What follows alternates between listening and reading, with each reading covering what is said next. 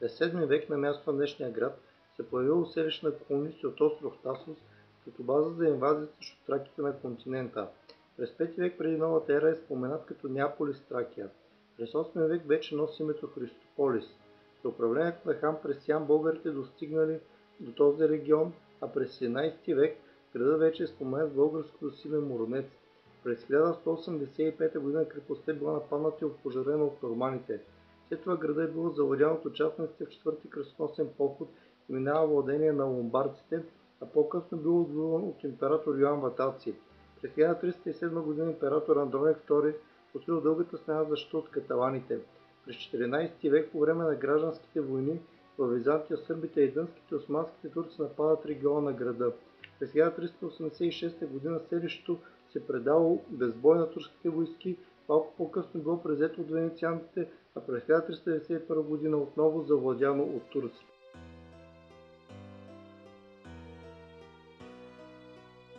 Древният град Кавала е разположен на триъгълен полуостров на Егейското крайбрежие.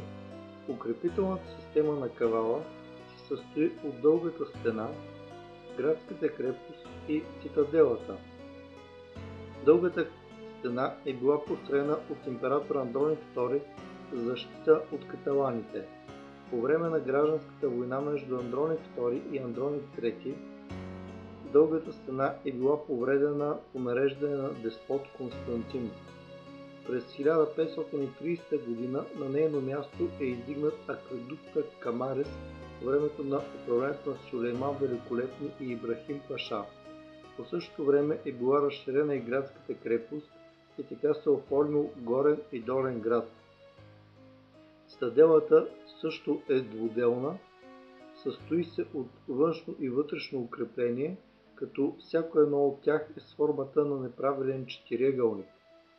Източната стена на външното укрепление е част от стената на горния град, а западната стена на външното укрепление съвпада с стената на вътрешното укрепление. Външното укрепление има две врати, горна и долна, а вътрешното укрепление има само една врата, до която се намира и главната кула на крепостта.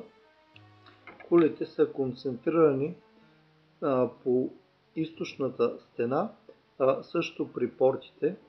Голямото помещение, което се вижда, е служило като склад за съхранение на провизии и боеприпаси, а по-късно се е използвало като затвор.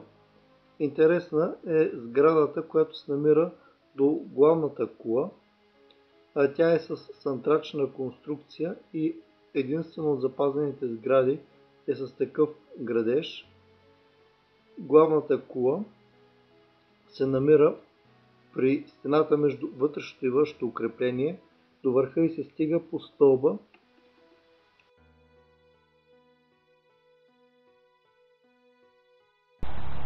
Кавала, горе се вижда цитаделата, а по-надолу се вижда и долната част на крепостта, пристанището, а там е и марета на Мехмед Али.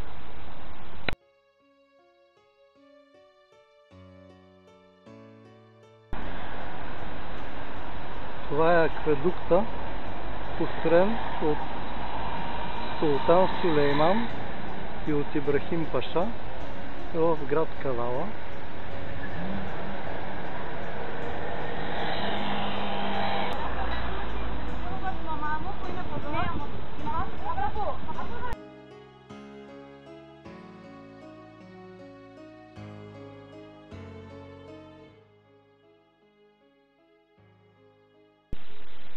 Това е горната порта на външното укрепление на цитаделата.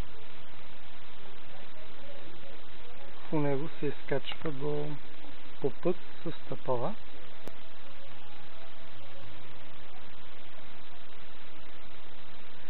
Това е цитаделата на Кавала. В далечен план се вижда главната кула с гръцкото знаме. Това тук е външният двор. Има сцена направена като амфитеатър.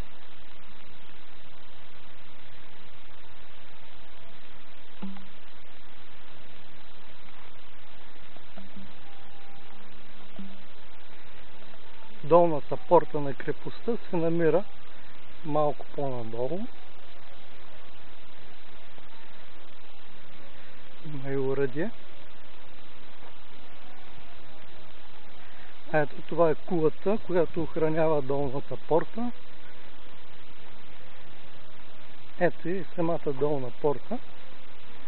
Това е на външното укрепление на цитаделата.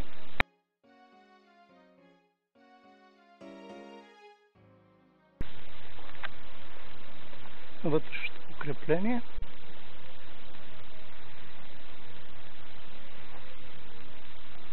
Далечен план има постройка. Тази сграда е арсенала. А това тук е цистерната на крепостта. Това е входа. И самата главна кула отвътре с вход.